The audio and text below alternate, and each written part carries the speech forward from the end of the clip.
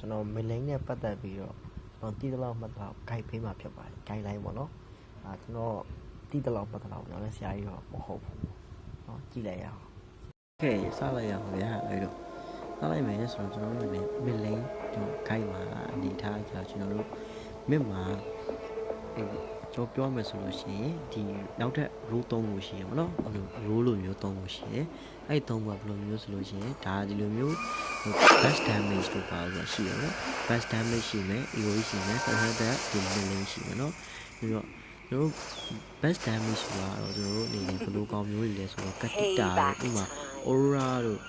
တခါလေးဖြတ်လို့ရတယ်ဗျာအဲ့လို hero တကောင်စပယ်အကုန်ပေးတခါလေးဖြတ်လို့ရတဲ့ကောင်မျိုးတော့ best damage လို့ခေါ်တယ်ပြီးတော့ကျွန်တော်တို့ဆက်ပြောမယ်ဆိုလို့ရှိရင်AOE ဆိုတာကျတော့ကျွန်တော်တို့ damage kg ရေဥပမာ pressure တို့aura တို့ဒီမှာ Fazana တို့အဲ့လိုကောင်မျိုးကိုတက်အောင်လို့ဒီလိုတက်အောင်လို့ Mobile Legends လို့ခေါ်နော်ကျွန်တော် Flash ဆိုတာတော့ဒစိမ့်စိမ့်နာတယ်ဗောနော်ဒစိမ့်စိမ့်နာကောင်လူရှင်းတို့လေလီယာတို့ခြံငယ်တို့အဲ့လိုကောင်မျိုးတွေဟိုတော့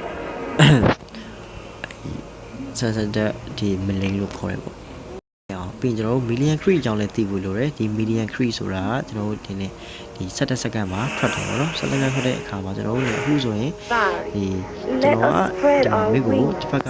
မိကကောင်ပေါ့နော်နားအောင်ကျွန်တော်ပိတ်လိုက်ပြီပေါ့နော်နားအောင်ပိတ်တဲ့အခါမှာဒီကောင် level 2နောက်ကျသွားပြီပေါ့နော်နောက်ကျတဲ့အခါကျရင်ကျွန်တော် EHP ကိုကျွန်တော်ခံရရတယ်နော်ကျွန်တော် EHP ကျွန်တော်ရေးကြီးနေပေါ့ကျွန်တော် EHP ကိုလည်းတော့ခံမှာပေါ့နော် EHP ကိုကျွန်တော်တော့ခံရတဲ့အခါမှာ EHP ကတွင်းလို့ရပါတော့ကျွန်တော် EHP ကလည်းတာနဲ့ပွဲတွေမှာဆိုလို့ရှိရင်ဒါခုလည်းဟုတ်လို့နော်ပွဲတွေမှာဆိုလို့ရှိရင် An enemy has been slain.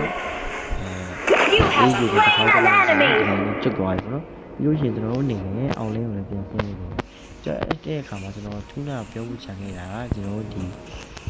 median က3စက္ကန့်တစ်ခါ30စက္ကန့်တစ်ခါထွက်တယ်နော်30စက္ကန့်30တိုင်းမှာတစ်ခါထွက်နေတာကျွန်တော်စက္ကန့်30နဲ့15စက္ကန့်ကြာမှာတစ်ခါထွက်နေတာပေါ့တစ်ခါလေးထွက်နေတာတစ်ကနေ15လေးယူမယ်ဆိုရင်15စက္ကန့်အဲ့လိုကြာထဲမှာထွက်နေအောင်ပြီးလို့ရှိရင်ကျွန်တော်နောက်တစ်ခုတည်ထားမှာကပါလဲဆိုလို့ရှိရင်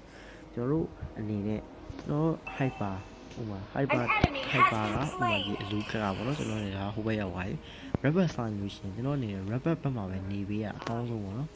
ဒီ rubber ဘက်မှာအကောင်းနေပေးရတော့အကောင်းဆုံးပဲဒီမှာဒီလိုလေးကျွန်တော်နေပေးလိုက်တယ်အဲ့ဆိုလို့ရှိရင်ဂျူကောင်ဗတ်စားတာအဆင်ပြေ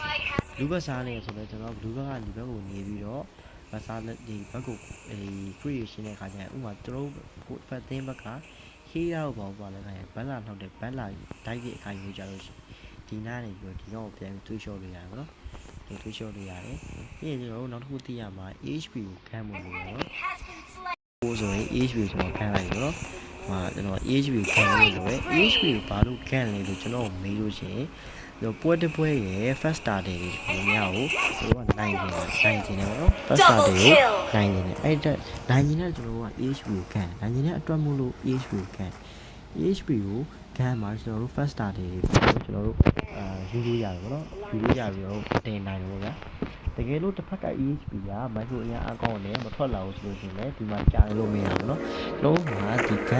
န်းတဲ့အချိန်စက္ကန့်20နဲ့15စက္ကန့်အတွင်းမှာရှိဘူးเนาะဒီအရောက်သွားနိုင်မှာပေါ့နော်